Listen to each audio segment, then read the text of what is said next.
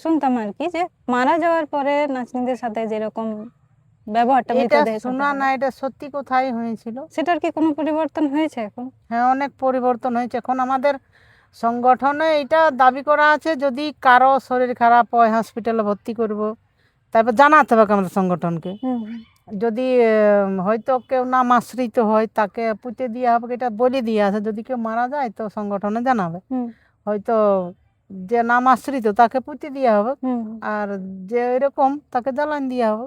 হুম হুম এটা জানাতে হবে হুম হুম। সংগঠনকে। আচ্ছা, মানে যদি আমাদের জানার বাইরে যদি কারোর সাথে এরকম একটা ব্যবহার হয় মারা যাওয়ার পরে, তো সেটা কি এখন মানে? প্রতিবাদ করব।